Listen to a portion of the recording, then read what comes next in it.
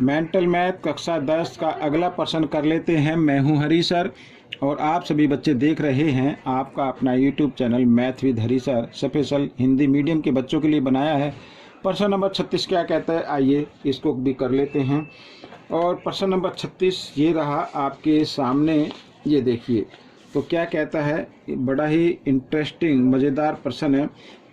यदि रेखिक समीकरण, ठीक है, ये समीकरण दिया हुआ है 3x जमा 2y बराबर 5। x और y अक्ष को, ठीक है, a और 0 तथा 0 और b पर प्रतिच्छेद करती हैं। अब a को, अगर x को ये प्रतिच्छेद करेगी, इधर ही जो प्रतिच्छेद करेगी तो y अक्ष पर करेगी, क्योंकि y का बिंदु क्या 0 है, ठीक है ना। तो x को ये प्रतिच्छेद कर रही है a पर। तो अब हम करना क्या है, देखो y की जगह ये 0 रखना, तो y की जगह 0 रख दीजिए। अगर y की जगह 0 रखेंगे तो 2 0 0 होता है, तो 0 को जमा करो या घटाओ, इससे कोई फर्क पड़ता नहीं, इसको हम हटा देते हैं। तो 3 और x की जगह x का जो पॉइंट दिया हुआ है ना, उसको लिख लेते हैं बराबर 5, ठीक है। a का मान निकाल लेते हैं, a बराबर 5, 3 इधर गुणा में इधर आकर ये भाग में आ गया, ये तो a का मान आ गया बच्चों। अब b का भी निकाल लेते हैं। तो समीकरण तो हमारा यही है, 3x जमा 2y बराबर 5, ठीक है। अब देखो क्या लिखा है, x 0, तो पहले x वाला पॉइंट होता है तो 0 लिखेंगे इधर, तो इसको 3 0 0 होता है, इसको हटा देते हैं। अब यहाँ पर आ गया 2 और y की जगह रखना है आपको b, ठीक है, इस तरीके से। तो b का मान निकाल लो 5 और 2 इधर गुणा में इधर आकर ये भाग में आ गया, इस तरीके से। तो अब पूछा a और b का योग बताओ, तो a का मान भी निकल गया और b का मान भी निकल गया, तो इनका योग यानी a जमा b बताना है। तो 5/3 जमा 5/2, ठीक है। 3 और 2 का आपको लेना है लघुत्तम, तो कितना आ जाएगा, 6 आ जाएगा। साथ ही क्रॉस में गुणा कर देना है, ठीक है, क्रॉस में क्या कर देना, गुणा। 2 पंजे 10, इधर ही 10 आ गया, और 3 पंजे 15, ये 15 आ गया। तो 15 और 10 होते 25, 25/6, ये आपका उत्तर आ गया। अब आप चाहे तो इसको मिक्स नंबर में लिख सकते हैं, यानी कि 25 को 6 से अगर हम भाग करें, 6 चौक 24, इस तरीके से। तो ये 4 जो है ना, ये पूर्ण रूप संख्या में आएगा, 4 सही बोलेंगे इसे 1/6, इस तरीके से। जो शेषफल बचा है उसे अंश बनाना है, और जिससे भाग कर रहे थे उसको तो हर रहने देना, ठीक है। तो ये आपका प्रश्न नंबर 36 हो गया है। आइए करते हैं प्रश्न नंबर 37। और प्रश्न नंबर 37 बच्चों, मैं आपको ग्राफ की कॉपी पर आपको समझाऊंगा। ये ग्राफ की कॉपी नोटबुक है और इस पर मैं बताऊंगा, ये मैंने पहले से ही लिख के रखे हैं। प्रश्न नंबर 36 तो हम कर चुके हैं, 37 करते हैं। देखो यहाँ पे शीर्ष लिखे हुए 3 2 5 2 और घटा 7 2 से बने त्रिभुज का क्षेत्रफल बताना है। अब बच्चों पहले जो होता ना पॉइंट, हमेशा याद रखना, पहले x वाला पॉइंट होता है, बाद में y वाला होता है। तो ये रहा ग्राफ, ठीक है। अब इसमें लिखा 3 और 2, तो x का 3 ये है और y का 2 ये रहा इधर, ठीक है। तो इधर हम ये बना देते हैं। फिर लिखा है x का 5, ठीक है, x का क्या लिखा है 5 और y का 2 लिखा है, तो ये 5 रहा और ये 2 रहा, ठीक है, इस तरीके से। फिर लिखा है x का घटा 7 और 2, तो x का घटा 7 ये रहा और 2 ये रहा, ठीक है।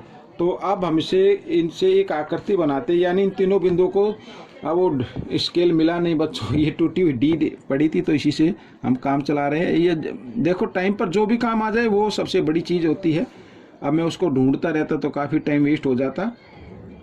ये तो भाई एक लाइन बन गई, ये तो क्या बन गई, लाइन बन गई, त्रिभुज तो बना ही नहीं, ठीक है। ये क्या बन गई, ये एक लाइन बन गई। तो इसमें जो त्रिभुज का क्षेत्रफल है, अगर आप लिखना चाहे तो लिख भी सकते हैं, मैं इधर बता देता हूं। तो त्रिभुज का क्षेत्रफल, तो बच्चों 3 साइड होती है त्रिभुज में, इसमें तो एक लाइन आए तो क्षेत्रफल क्या रहेगा, 0 रहेगा बच्चों, 0 लिख देना, क्षेत्रफल आया नहीं तो 0 लिखेंगे, ठीक है। आइए करते हैं अगला प्रश्न, प्रश्न नंबर 38। ये भी मैंने लिखा हुआ, ये देखो शीर्ष दिए हुए हैं, ठीक है, और बने त्रिभुज का क्षेत्रफल बताना है। ये रहा इधर, इस ग्राफ पर मैं आपको बताऊंगा। तो पहला जो दिया हुआ है, x का 3 दिया हुआ है और y का 5 दिया हुआ है, ये रहा बच्चों इधर, ठीक है। फिर दिया हुआ है x का 3 दिया हुआ है और y का घटा 7 दिया हुआ है, ये रहा y का घटा 7। तो घटा 7 तो नीचे आएगा, ये 6 और ये 7 इधर आ जाएगा बच्चों। तो 3 है ना, 1 2 3 यहाँ पर आएगा बच्चों, इस तरीके से। ठीक है। और आप चाहे तो लिख भी सकते हैं साथ साथ 3 और घटा 7 इस तरीके से। और इसको भी लिख लेते हैं बच्चों, पहले में नहीं लिखा हमने, कोई दिक्कत नहीं है उससे तो। और तीसरा पॉइंट है 3 और 0, ठीक है, 3 और 0, तो 3 तो यहाँ रहा, 0 जो y का रहेगा तो इसी पर रहेगा, तो 3 और 0 इस तरीके से। अब ये देखा, ये भी क्या बन गई बच्चों, ये भी एक लाइन बन गई, ठीक है, ये भी एक क्या बन गई, ये y के पैरेलल आ गई, ठीक है, पहले जो थी x के पैरेलल थी। अब इसका क्षेत्रफल क्या होगा, क्षेत्रफल क्या होगा बच्चों, त्रिभुज का क्षेत्रफल, तो त्रिभुज का क्षेत्रफल तो बच्चों 0 होगा, ठीक है। एक लाइन का क्या क्षेत्रफल होगा, कुछ नहीं होगा, तो 0 होगा बच्चों, ये तो 0 आ गया इसका। आइए करते हैं प्रश्न नंबर 39 और 40, ठीक है, इधर ये। तो प्रश्न नंबर 39 के शीर्ष दिए हुए आपके सामने, ठीक है, 0 0 2 2 और 4 0, ठीक है। आइए करते हैं, इस ग्राफ पर बनाते हैं। तो 0 0 तो यहाँ पे आएंगे बच्चों, मूल बिंदु होता है 0 0, ठीक है, x भी 0 y भी 0, फिर है x2 y, तो ये आ गया x2 y2 इस तरीके से आ गया। तो सॉरी, ये 1 और 2 यहाँ पे आएगा बच्चों, ये नहीं, ये तो 1 आ गया y का, तो ये 2 2 आ गए, ठीक है, इस तरीके से ये एक बिंदु हो गया। फिर है ये देखो 4 और 0, ठीक है, y का 4 है और इसका क्या है 0 है, तो ये आ गया बच्चों y का 0, तो ये अब ये त्रिभुज बन गया बच्चों इस तरीके से। अगर हम इसको मिलाएं तो इस तरीके से मिलेगा, और ये देखो ये ऐसे, ठीक है, ये बन गया। अब ये त्रिभुज बन गया बच्चों, यानी अगर हम इसको नाम देना चाहे, ये नाम A ले लो, ये B ले लो और ये C ले लो। त्रिभुज ABC का क्षेत्रफल क्या होगा, तो इधर ही लिख लेते, त्रिभुज ABC का क्षेत्रफल। फॉर्मूला तो याद है ना आपको, 1/2 आधार गुणा ऊंचाई। तो आधार कितना है, 1 2 3 4, आधार 4 यूनिट है, 4 वर्ग इकाई है।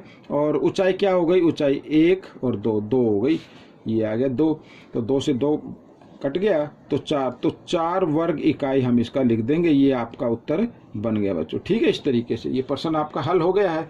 अब प्रश्न नंबर 10 ये भी हम कर लेते हैं। देखो प्रश्न नंबर 10 के शीर्ष दिए हुए 2 2 4 4 6 2 से बने त्रिभुज का क्षेत्रफल बताना है। आइए यहाँ पर बना लेते हैं। तो पहला तो है 2 और 2, तो 2x का 2 हो गया, y का 2, ये हो गया बच्चों।